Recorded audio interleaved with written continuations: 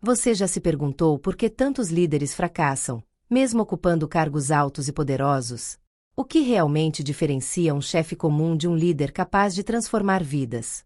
Em O Monge e o Executivo, James C. Hunter revela a verdade que poucos têm coragem de encarar: liderar não é sobre poder, é sobre amor em ação. E este resumo completo vai te conduzir a uma jornada que pode mudar para sempre a forma como você enxerga liderança, trabalho e até a sua própria vida.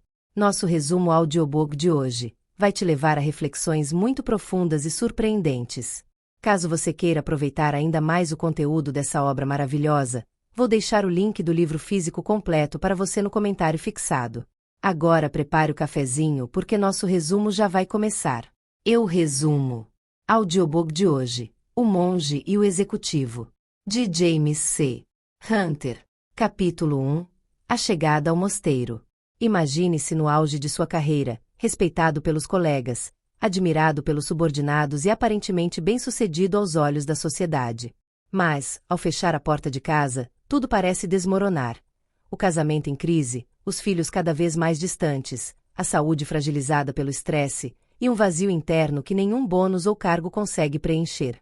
Essa era a realidade de John Daly, o protagonista da história. John era um executivo de renome, habituado a tomar decisões rápidas, comandar equipes e manter uma imagem de homem de resultados. Mas dentro de si carregava a sensação crescente de fracasso como esposo, pai e ser humano. Ele estava cansado, esgotado, e no fundo sabia que algo estava fora do lugar. Foi nesse cenário que surgiu a inesperada oportunidade, ou talvez, para ele, um último recurso. Um retiro de liderança em um mosteiro beneditino. À primeira vista, parecia uma proposta absurda. O que um homem acostumado às reuniões de negócios, relatórios trimestrais e metas agressivas poderia aprender em um ambiente silencioso, guiado por monges? Ainda assim, pressionado pela esposa e pela própria consciência, John decidiu aceitar o convite. O choque do ambiente. Ao chegar ao mosteiro, John logo percebeu o contraste. Não havia o burburinho frenético de telefones tocando, computadores apitando ou executivos apressados. No lugar disso, havia paredes de pedras centenárias, corredores silenciosos e o canto suave de monges entoando orações em horários específicos. Os participantes foram recebidos com simplicidade, quartos modestos, refeições comunitárias e uma rotina disciplinada, mas marcada pela tranquilidade. Para John, que vinha de um cotidiano acelerado, aquela pausa parecia ao mesmo tempo incômoda e necessária. O grupo de aprendizes. Além de John, outros participantes haviam se inscrito para o retiro. Cada um trazia sua própria bagagem, seus dilemas e suas feridas. Havia professores, empresários, profissionais da saúde, todos em busca de respostas sobre liderança e sobre si mesmos. E havia Leonard Hoffman, o mentor do retiro. Hoffman não era um monge comum. Antes de vestir o hábito, havia sido um influente líder empresarial, respeitado por sua capacidade de conduzir pessoas e inspirar transformações. Sua presença trazia autoridade, mas também serenidade. Ele não falava muito, mas cada palavra parecia carregada de experiência e propósito. A primeira provocação. Na abertura dos encontros, Hoffman deixou claro que não haveria palestras no formato tradicional. Tudo seria construído em diálogos, em reflexões conjuntas. Ele não estava ali para impor respostas, mas para despertar perguntas. E lançou a primeira delas. O que é, para você, liderança? As respostas foram variadas. Alguns falaram em controle, outros em inspiração, outros ainda em atingir metas através das pessoas. John, por sua vez, permaneceu em silêncio. Por dentro, pensava que liderança era exatamente o que praticava: dar ordens claras, cobrar resultados e manter todos na linha. Mas uma parte de si começava a duvidar se essa era realmente a definição correta. O desconforto de John. Durante aquela primeira noite, John quase não conseguiu dormir. O silêncio do mosteiro parecia gritar dentro de sua mente. Ele começou a refletir sobre sua vida, lembranças das discussões com a esposa, do olhar distante dos filhos, da frieza com que tratava seus funcionários. Ele percebeu que havia construído uma imagem de sucesso externo, mas sua vida interior era frágil, quase vazia. No fundo, John não queria apenas aprender sobre liderança no trabalho. Ele desejava, ainda que não admitisse, reencontrar-se consigo mesmo. Um novo começo. No final do primeiro dia, Hoffman compartilhou uma frase simples, mas transformadora. Às vezes, é preciso se afastar do barulho do mundo para ouvir a própria alma. Essas palavras ficaram gravadas em John. Talvez aquela semana fosse sua última chance de mudar. Talvez o mosteiro não fosse um lugar de fuga, mas o cenário perfeito para iniciar uma verdadeira jornada de transformação. E assim, entre olhares curiosos dos outros participantes, o silêncio das paredes de pedra e as palavras firmes de Hoffman, começava a caminhada que iria confrontar crenças, quebrar orgulhos e revelar que a liderança não era, afinal, o que John sempre acreditara. Capítulo 2. A essência da liderança. Na manhã seguinte, os sinos do mosteiro ecoaram cedo, chamando todos para mais um dia de reflexão. O ar fresco, a disciplina da rotina e o silêncio das primeiras horas da manhã davam ao ambiente uma atmosfera de profundidade quase sagrada. John, ainda desconfortável com aquele ritmo desacelerado, se viu forçado a desacelerar também. Após o café simples compartilhado no refeitório, o grupo se reuniu novamente na sala principal. Ali, sentados em círculo, Hoffman iniciou a conversa com uma pergunta aparentemente óbvia. Qual a diferença entre poder e autoridade? O silêncio pairou por alguns instantes. Uma professora respondeu que poder era mandar, dar ordens. Outro participante, um empresário, acrescentou que a autoridade estava ligada ao cargo que alguém ocupa. Mas Hoffman balançou a cabeça lentamente, como quem prepara uma revelação. Poder versus autoridade.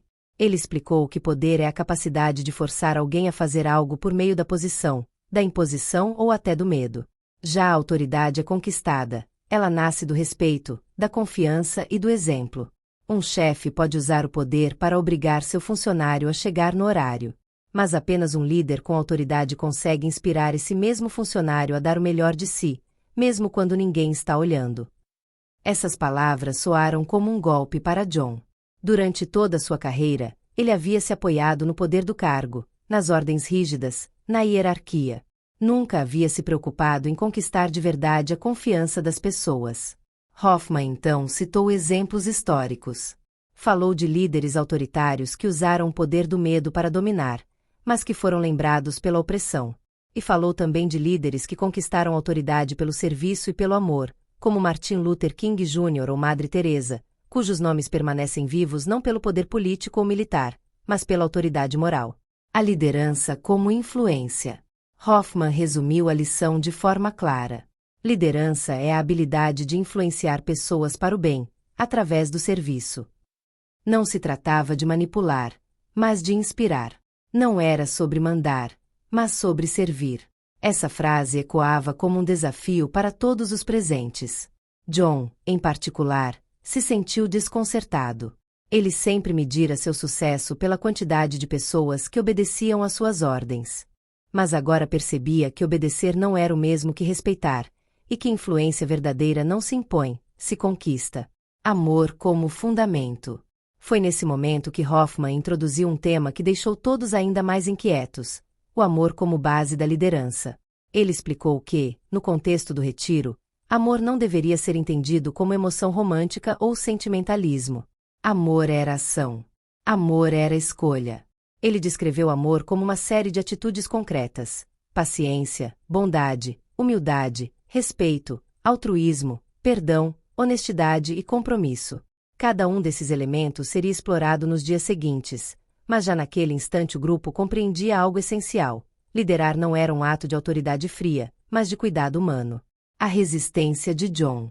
John lutava internamente. Amor no ambiente corporativo? Isso é ingênuo, pensava. Em sua mente prática de executivo, havia uma separação clara entre sentimentos e negócios. Mas Hoffman insistia que amor não era um sentimento passageiro, e sim uma disciplina diária. O verdadeiro líder não lidera porque tem vontade. Ele lidera porque escolhe agir com amor, mesmo quando não sente vontade. O amor não é uma emoção, é uma decisão. John lembrava das vezes em que havia perdido a paciência com seus funcionários, gritado com subordinados ou humilhado pessoas em reuniões. Talvez ele nunca tivesse exercido amor na liderança. Talvez tivesse confundido eficiência com dureza. Reflexões do grupo. Os outros participantes também começaram a compartilhar suas experiências. A professora contou de um aluno que só conseguiu avançar porque ela escolheu acreditar nele, mesmo quando os resultados eram ruins. Um militar aposentado falou da diferença entre comandar pelo medo e ser seguido por respeito genuíno. O grupo começava a perceber que liderança verdadeira era mais profunda do que técnicas de gestão. Era uma questão de caráter, de quem você escolhe ser no dia a dia. O despertar da consciência. John, pela primeira vez, sentiu vergonha de sua forma de liderar. Percebeu que havia construído uma carreira sólida, mas em cima de obediência e medo, não de autoridade real. Aquilo mexia com ele mais do que estava disposto a admitir. Naquele final de encontro, Hoffman deixou mais uma frase que se tornaria um marco. As pessoas não se lembram do cargo que você ocupou, mas da forma como você as fez sentir. Essas palavras penetraram fundo. John se perguntou, como sua esposa se lembraria dele? E seus filhos? E seus funcionários? O que diriam sobre a forma como ele os fez sentir? Um ponto de virada. Ao sair da sala, caminhando pelos corredores silenciosos do mosteiro, John começou a perceber que sua vida precisava mudar. Não se tratava apenas de técnicas para melhorar sua liderança. Tratava-se de um novo modo de viver. E, ainda que não confessasse em voz alta, pela primeira vez John desejou ser diferente. Capítulo 3. O desafio do serviço. Na manhã seguinte, enquanto o grupo se reunia na sala de encontros, Hoffman entrou em silêncio, carregando apenas um pequeno caderno. Sentou-se, observou cada um dos presentes, e depois de alguns instantes de pausa, lançou uma frase que faria todos se remexerem em suas cadeiras. A liderança é exercida através do serviço. A afirmação caiu como uma pedra no coração de John. Ele, um executivo acostumado a ser servido por secretárias, equipes e assistentes, agora ouvia que a essência de liderar estava em servir. O desconforto era evidente em seu semblante, mas Hoffman prosseguiu com calma, como quem já esperava aquela reação. O que significa servir? Hoffman explicou que servir não era submissão, tampouco significava fazer tudo o que os outros querem. Servir era colocar as necessidades legítimas das pessoas sob sua responsabilidade acima de suas próprias vontades egoístas. O líder servidor não pergunta, o que eu ganho com isso? Ele pergunta, como posso ajudá-lo a crescer? John não conseguia esconder a contrariedade. Em sua experiência no mundo corporativo, servir era visto como fraqueza. Líderes fortes, pensava ele, eram aqueles que se impunham, que exigiam respeito. Mas Hoffman, com sua serenidade, parecia desmontar cada uma dessas certezas. Exemplos práticos de serviço. Para tornar o conceito mais claro, Hoffman trouxe exemplos simples, mas poderosos. Um professor que dedica tempo extra a um aluno com dificuldades, mesmo sem ser obrigado. Um pai que, cansado após um dia de trabalho, ainda reserva energia para ouvir seu filho e brincar com ele. Um gestor que, em vez de apenas cobrar resultados, se preocupa em desenvolver as habilidades de sua equipe. Essas imagens tocaram fundo em alguns dos participantes. A professora presente no grupo assentia com a cabeça, reconhecendo na sua prática diária o esforço de servir. Já John, ao ouvir sobre o pai que dedica atenção ao filho, sentiu um nó na garganta. Lembrou-se de quantas vezes havia ignorado as tentativas de conversa de seu próprio filho, preferindo o conforto do jornal ou da televisão. O choque de valores. O empresário que estava no grupo questionou, mas Hoffman, se servirmos demais, as pessoas não vão se aproveitar de nós? Não vão perder o respeito? O monge sorriu levemente e respondeu, servir não é agradar. Não é ceder a caprichos. Servir é agir em favor do crescimento do outro, mesmo que isso exija disciplina, correção ou confronto. Essa resposta desarmou as objeções. O serviço não era passividade, mas força controlada. Era coragem para fazer o que é certo, mesmo quando não é popular. John começa a se enxergar. Enquanto a conversa avançava, John percebeu o peso de suas próprias escolhas. Ele havia construído sua carreira em cima do poder, cargos, autoridade formal, ordens. Mas nunca havia se perguntado se realmente servia as pessoas sob sua liderança. Naquela noite, no silêncio de seu quarto no mosteiro, John refletiu sobre a esposa. Quantas vezes ele havia colocado suas vontades acima das dela? Quantas vezes havia usado o poder da posição de marido para impor decisões, sem se importar com as necessidades dela? E com seus filhos? Quando foi a última vez que havia realmente parado para ouvi-los, não apenas para dar ordens? Essas lembranças o feriam, mas também despertavam nele uma nova consciência. A resistência do ego. Ainda assim, John sentia resistência. Sua mente gritava que, no mundo real, servir poderia ser visto como fraqueza, que talvez fosse possível aplicar isso na família, mas não no mercado de trabalho. Hoffman parecia ler seus pensamentos e, no dia seguinte, abordou justamente essa questão. Ele contou histórias de líderes que serviram suas equipes e, em troca, conquistaram lealdade e respeito duradouros. Falou de empresas que floresceram porque seus gestores colocaram o crescimento das pessoas acima da busca imediata por lucro. E reforçou: o verdadeiro líder não busca ser popular, busca ser justo. Não busca controlar, mas capacitar. O serviço não diminui sua autoridade, ele a fortalece. O peso do silêncio. Os encontros no mosteiro eram sempre intercalados por períodos de silêncio e reflexão. Isso fazia com que cada ensinamento ecoasse ainda mais forte. John não conseguia escapar das imagens que sua memória lhe trazia: rostos decepcionados, olhares frios, momentos desperdiçados. Ele começou a admitir que, em sua vida, servirá muito pouco. Exigirá muito, cobrara muito, mas dera pouco em troca. A semente da mudança. Ao final daquele dia, Hoffman resumiu com clareza: servir é amar em ação. E quem não serve, não lidera. Essas palavras ficaram gravadas em John como um desafio. Ele ainda não sabia como aplicaria tudo aquilo em sua vida, mas pela primeira vez começou a aceitar que talvez, sim, estivesse liderando da maneira errada. O despertar para algo maior. Enquanto caminhava pelo jardim do mosteiro ao entardecer, John observava os monges cuidando da horta, cada um servindo ao outro com simplicidade. Não havia disputas por cargos ou reconhecimento, apenas colaboração e propósito. Ele se perguntou: e se fosse possível levar esse espírito para minha família? Para minha empresa? Pela primeira vez, a ideia de servir não lhe pareceu fraqueza. Pareceu, na verdade, o início de uma verdadeira força. Capítulo 4. Amor como ação. O quarto encontro no mosteiro começou com uma palavra que, à primeira vista, parecia deslocada em um ambiente de discussões sobre liderança: amor. John franziu a testa imediatamente. Para ele, amor era um sentimento íntimo, reservado à vida pessoal, à família, ao casamento. No mundo corporativo, amor parecia não ter espaço, talvez até fosse um sinal de fraqueza. Mas Hoffman, com sua serenidade característica, estava prestes a expandir radicalmente aquela compreensão. Amor não é sentimento, é ação. Hoffman iniciou explicando que o amor, no contexto da liderança, não deve ser confundido com emoção ou afeição. Ele não se referia àquele arrepio no estômago ou ao calor no peito. Amor, para o líder, significava escolha consciente e prática diária. Amor é vontade, é disciplina. Não é o que você sente, é o que você faz. Ele então descreveu o amor como um conjunto de atitudes: paciência, bondade, humildade, respeito, altruísmo, perdão, honestidade e compromisso.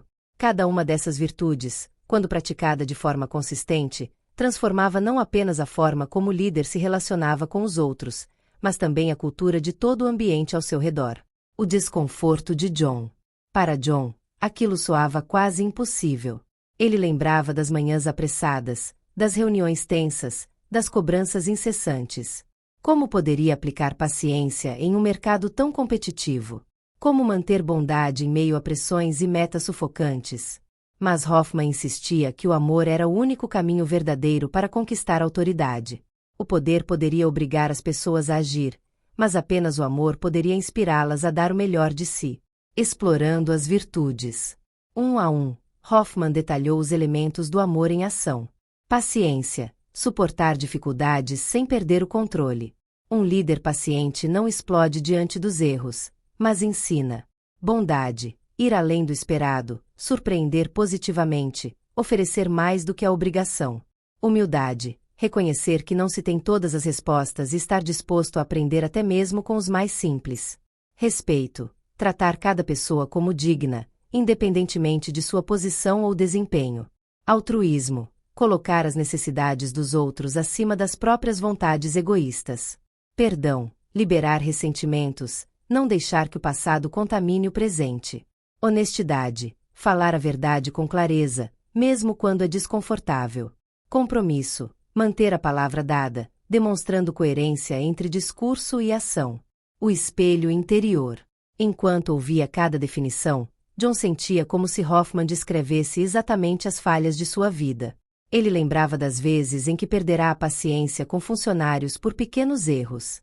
Lembrava da frieza com que tratava sua esposa, da arrogância em acreditar que sabia sempre mais que os outros, da dificuldade em perdoar ofensas antigas. Cada palavra era como um espelho colocado diante de sua alma. Ele não podia mais negar. Havia falhado em exercer amor em sua liderança e em sua vida pessoal. O impacto do exemplo. Hoffman reforçou que as pessoas não seguem títulos, seguem exemplos. Um líder que fala em respeito, mas trata mal seus subordinados, perde a credibilidade. Um gestor que exige comprometimento, mas não cumpre suas próprias promessas, perde a confiança. O amor em ação, disse Hoffman, é o que dá consistência à liderança. É o que faz com que as pessoas não apenas obedeçam, mas confiem e se inspirem. A dor da consciência. John passou o resto do encontro em silêncio. Suas lembranças o assombravam.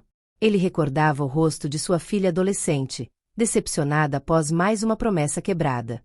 Lembrava do olhar frio de funcionários que o viam mais como um chefe distante do que como alguém digno de admiração.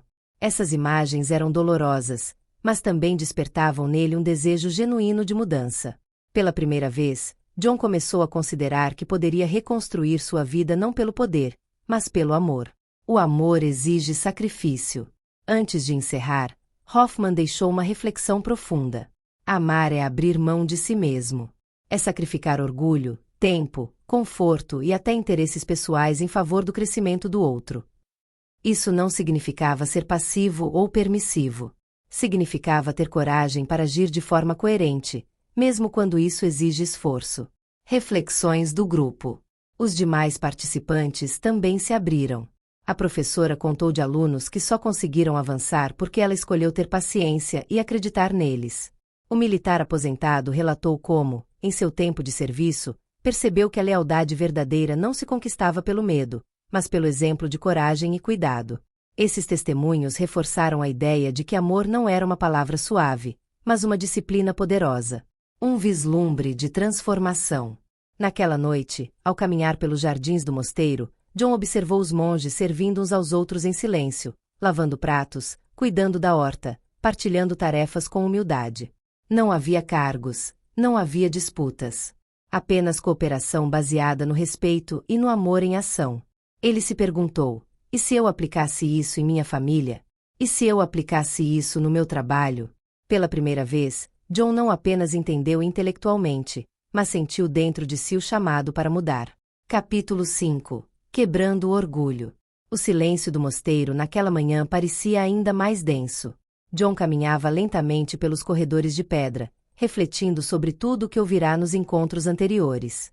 As palavras de Hoffman sobre serviço e amor em ação continuavam ecoando em sua mente, mas havia algo que ele não conseguia ignorar: a resistência que sentia dentro de si.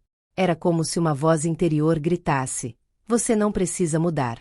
Você chegou até aqui sendo duro, controlando, impondo sua vontade. Se funcionou até agora, por que mudar? Essa voz era familiar.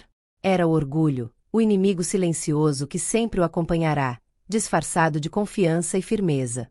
O tema central: o orgulho. Naquela manhã, Hoffman entrou na sala de encontros e escreveu uma única palavra no quadro: orgulho. Olhou para o grupo e disse calmamente: o maior obstáculo para a liderança autêntica é o orgulho. John sentiu como se aquelas palavras tivessem sido dirigidas diretamente a ele. Hoffman explicou que o orgulho é o que nos impede de ouvir, de pedir desculpas, de admitir erros. É o que nos leva a colocar nossas vontades acima das necessidades dos outros. O orgulho, disfarçado de força, na verdade é fraqueza. O líder que não consegue reconhecer suas falhas, que não sabe pedir perdão, nunca terá autoridade verdadeira. Porque a autoridade nasce da humildade, não da vaidade. O desconforto de John. Enquanto Hoffman falava, memórias dolorosas voltavam à mente de John. Ele se lembrava de discussões acaloradas com sua esposa, nas quais jamais cedia, mesmo sabendo que estava errado.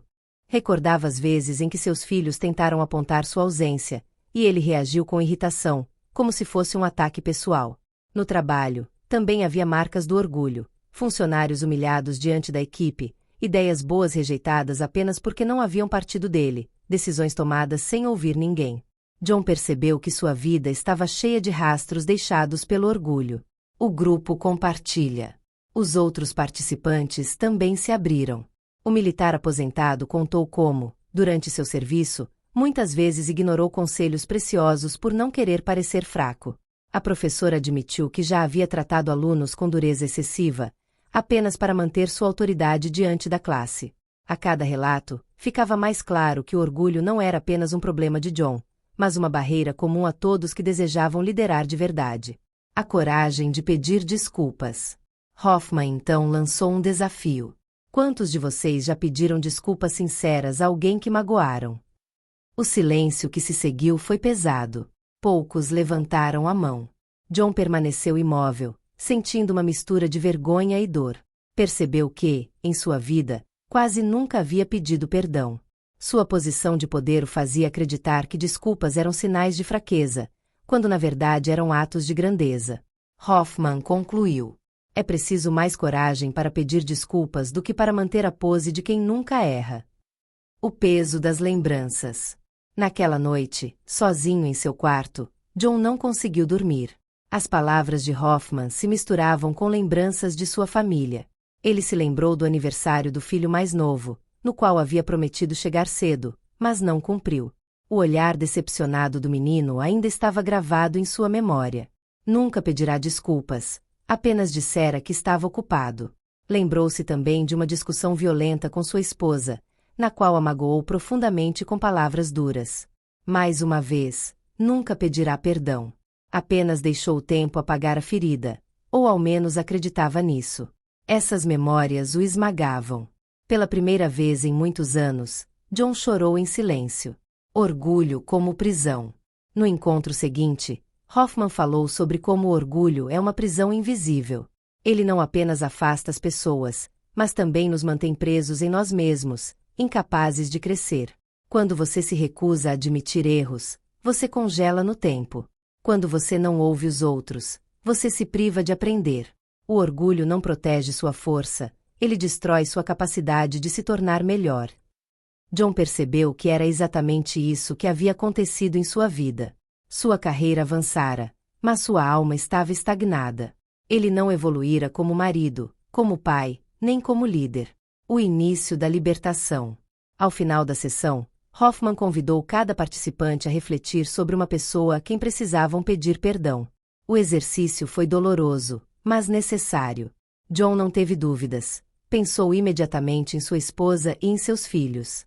Ele sabia que ainda não tinha coragem suficiente para enfrentá-los, mas, pela primeira vez, admitiu para si mesmo que precisava mudar. O simples reconhecimento já era o primeiro passo para quebrar a prisão do orgulho.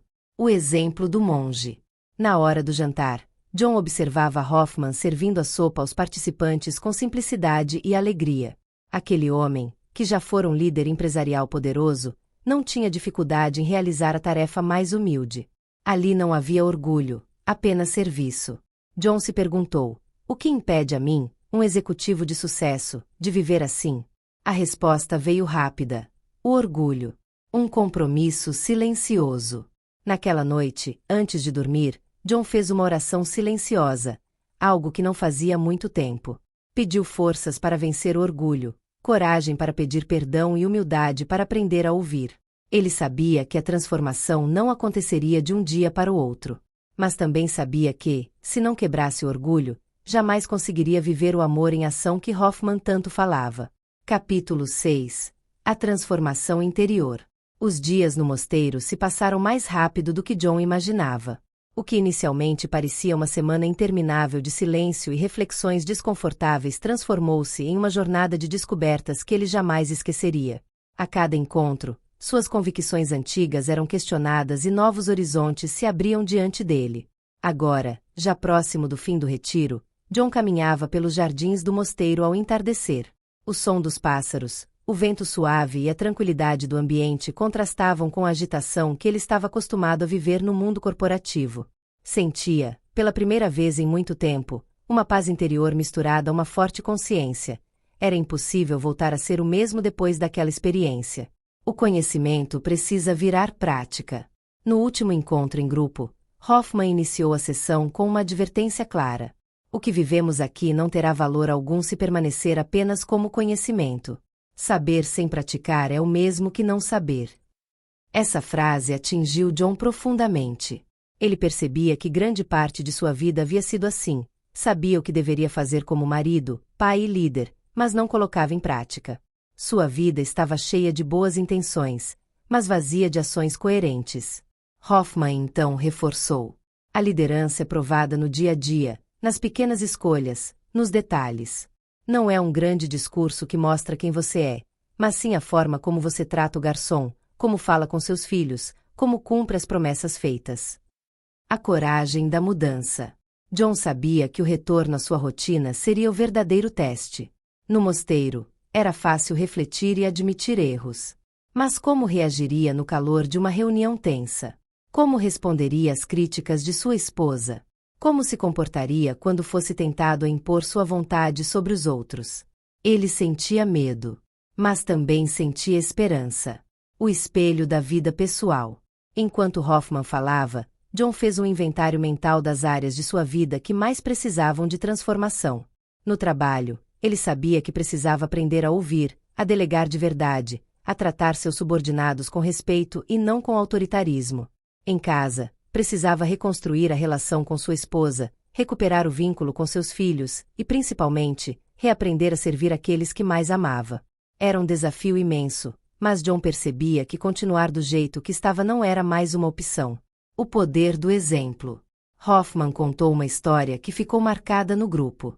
Ele falou de um líder que, ao adotar a postura de serviço, conquistou não apenas resultados, mas a lealdade genuína de sua equipe.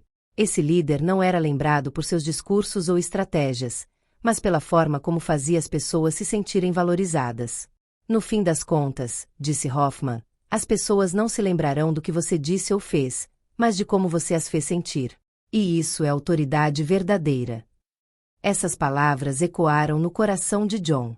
Ele começou a imaginar como queria ser lembrado, não apenas como um executivo bem-sucedido, mas como um marido amoroso, um pai presente, um líder justo. A despedida do grupo. Na última noite, os participantes se reuniram para compartilhar suas experiências. Cada um contou o que levava daquela semana e quais compromissos fariam para mudar suas vidas. A professora falou sobre a importância de tratar cada aluno como único, com paciência e respeito. O militar aposentado reconheceu que precisava praticar mais humildade em suas relações familiares. Outros participantes também revelaram seus próprios desafios e resoluções. Quando chegou sua vez, John respirou fundo e, com a voz embargada, disse: eu percebi que tenho falhado como marido, como pai e como líder. Sempre confundi poder com autoridade. Cobrei muito e servi pouco. Prometo que, ao voltar para casa, vou começar pedindo perdão às pessoas que mais amo. Vou aprender a ouvir mais e a impor menos. Vai ser difícil, mas não quero mais ser o mesmo.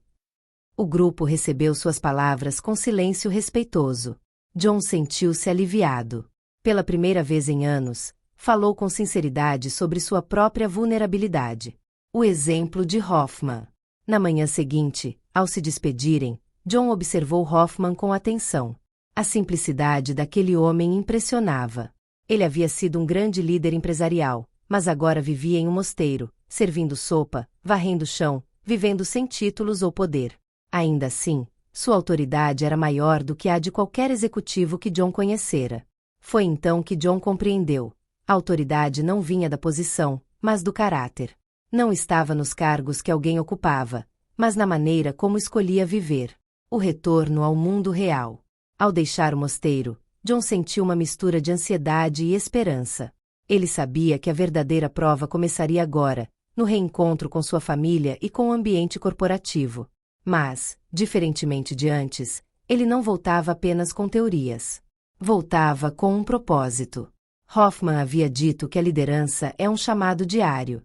Cada dia seria uma oportunidade para escolher servir, para colocar o amor em ação, para lutar contra o orgulho e para conquistar a autoridade verdadeira. John não sabia se conseguiria acertar sempre, mas estava decidido a tentar. Um novo começo. No caminho de volta para casa, John olhou pela janela e viu o horizonte se abrindo diante de si. O mundo lá fora continuava o mesmo, acelerado, competitivo, exigente. Mas dentro dele, algo havia mudado para sempre. Ele não era mais o mesmo homem que chegará ao mosteiro dias antes. Agora, carregava consigo uma nova visão de liderança e de vida. Uma visão que unia serviço, amor, humildade e caráter. Era apenas o começo de uma longa jornada, mas John já havia dado o passo mais importante: escolher mudar. Conclusão: o legado do monge. A semana no mosteiro chegará ao fim, mas a verdadeira transformação estava apenas começando. John voltava para sua vida com um novo olhar. Entendia que liderança não era impor, mas inspirar. Não era controlar, mas servir. Não era buscar poder, mas conquistar autoridade. E nós, ao acompanharmos sua jornada, somos convidados ao mesmo desafio: viver a liderança como expressão de amor em ação. Porque, no fim, a verdadeira grandeza não está no cargo que ocupamos, mas no legado que deixamos nas pessoas que tocamos. E assim finalizamos mais um resumo. Caso você tenha gostado do nosso conteúdo, te pedimos que deixe seu like e se inscreva no canal. No comentário fixado deixamos um link com uma lista com vários livros com desconto, que selecionamos com muito carinho para você complementar a sua jornada.